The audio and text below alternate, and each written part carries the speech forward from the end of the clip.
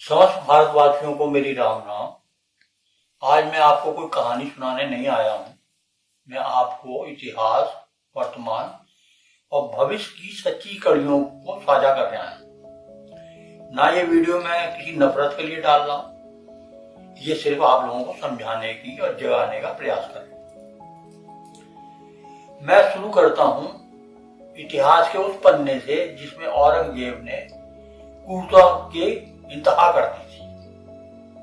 इतिहास गवाह है, औरंगजेब के शासन में हजारों हिंदू मंदिरों को तोड़ा गया, लाखों हिंदू मंदिरों धर्मावलंबियों को उसका धर्म परिवर्तन किया गया, असंख्य हिंदुओं की हत्या कर दी गई, उनकी महिलाओं को रेप किया गया, उनको अपने साथ ले जाया गया, वेश्यावृत्ति कराई गई और उस समय अत्याचार अपनी चरम सीमा पर इस धरती पर पहुंच गया था। परंतु उसी समय एक धर्म की शुरुआत होती है।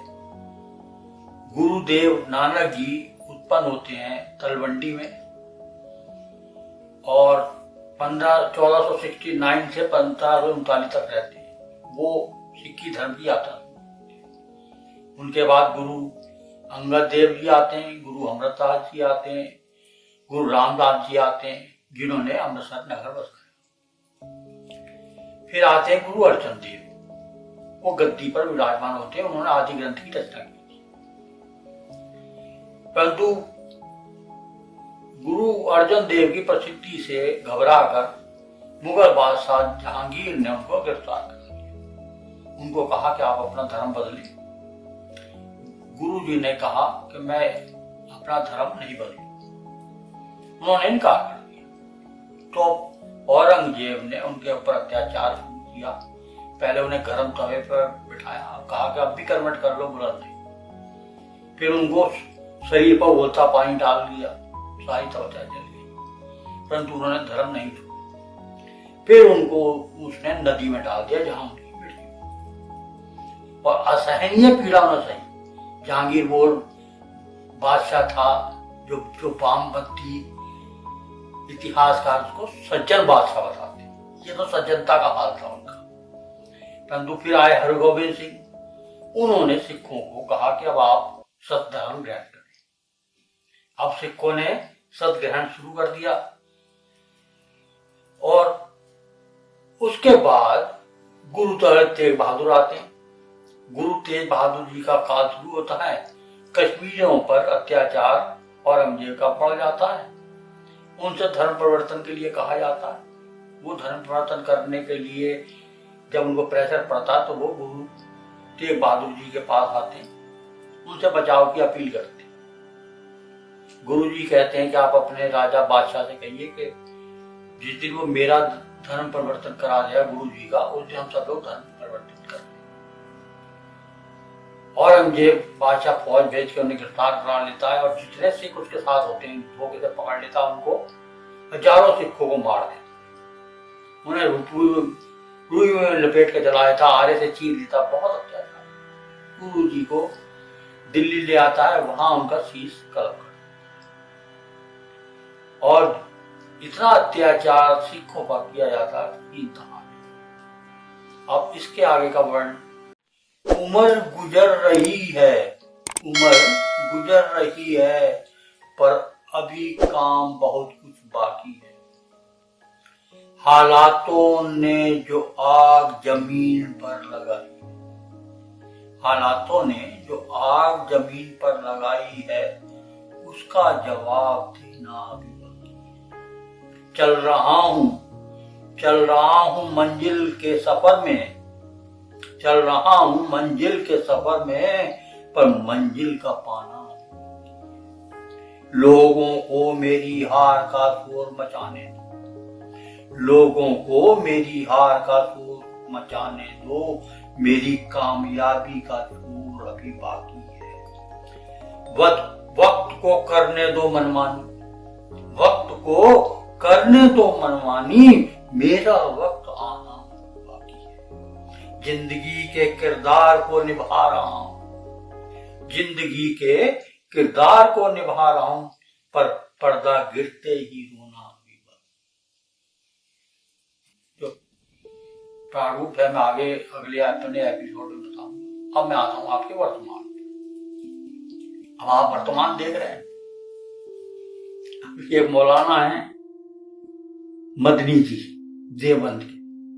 वो कहते हैं कि हमारा देवबंद जो है आजादी के उसमें आंदोलन में शामिल हुआ था। आप शामिल हुए थे, रह यहाँ गए, शामिल होने से पहले देश का विभाजन भी करवा दिया, मुसलमान को एक राज्य दिया। अब वो ये कहते हैं कि जिहाद जो है एक पवित्र शब्द है, इसको स्कूलों में पढ़ाना चाहिए। अब सवाल यह है कि स्कूलों में किस रूप में पढ़ाया जाए इसको? क्या ये आध्यात्मिक अर्थ है? कोई आध्यात्मिक प्रयोग कर रहे हैं? इसका अर्थ क्या है? हिंसा है या दबाव है? क्या किसका औजार बनाना चाह रहे हैं? इस जिहाद की कभी भी किसी भी धारा में आया है कि जिहादी जनसंख्या बढ़ानी है? जिहाद राजनीतिक कानून से अलग है, इसको किस रूप में स्वीकार किया जाएगा? परंतु ये सेकुलर वामपंथी ये सारे नेता इस पर चुप रहते हैं, कोई कुछ नहीं बोलते। अब लोग मुझसे पूछते हैं युवा पीढ़ी के क्या है। अब मैं युवा पीढ़ी को उनके भविष्य के बारे में बता रहा हूं। लोग पूछते हैं तुम इतने टूटे हुए क्यों लगते हो? मैं कहता हूं जोड़ों तो टुकड़ों हो जाता है। हम तो पहले ही चूर चूर हो गए, हम कहां तक शोक मचाएंगे भैया? आपने सब अपनी आंखों से युवा साथियों को कह रहा हूं देखा है। एक युवा बच्चा अपने घर से निकलता पढ़ाई के लिए, बीटेक करता है, एमबीबीएस करता है, एलएलबी करता है, सरकारी नौकरी करता है, दूसरे शहर चला जाता है, लेकिन उसके पास कोई अपना आंगन नहीं होता है। उस युवा के पास अपना कोई आंगन नहीं, ना उसका कोई मायका होता है, ना वो थक हार के अपनी माँ की गोद में बैठ सकता है, प्यार की थपकी पा सकता है, नहीं बैठ सकता। वो चलता रहता है, वो चलता रहता है एक बेटे की तरह, एक पति की तरह, एक भाई की तरह। जिम्मेदारियों को बोझ उठाए, ना रुकता है ना ठहरता है, बस भागता चला जा रहा। और उसके भागम भाव में जो बदलाव आ रहे हैं वो इतने डरावने हैं, क्या कहा। आज युवा स्त्रियां विवाह नहीं करना चाह रही क्योंकि वो बोझ जिम्मेदारी नहीं उठाना चाहती, बच्चा पालना नहीं चाहती। कैसे समझाएं? ईमानदारी से आज के जमाने में पेट भर नहीं रहा। प्रेम आज शरीर तक सीमित रह गया। इनको ये नहीं पता कि परिवार में अगर तनाव हो तो इंसान टूट जाता है। इस परिवार को बचाएगा कौन? इस समाज को बचाएगा कौन? घर से हुए सताए हुए इंसान कभी तरक्की नहीं कर सकते। इसलिए इस व्यवहारिक जीवन का सुख का आधार बनाइए। जीने का आधार वही है। वैवाहिक जीवन का आधार बनेगा तो जीने का अधिकार बनेगा, उसे प्यार मिलेगा। उसका खून जब उसका बच्चा छोटा था उसके सामने खेलेगा तो उसको जीने की इच्छा होगी। यही सत्य है, यही हमारी सनातन संस्कृति है। इस व्यवस्था को खत्म मत होने दो, रोको। यही मेरा आप लोगों से निवेदन है। धीरे धीरे खत्म हो जाओगे, सोच लो, समझ लो, और मेरे को भी सब्सक्राइब कर देना कि मेरी हिम्मत बनी रहे। अगर कुछ गलती हो तो उसकी क्षमा मांगता हूँ। धन्यवाद।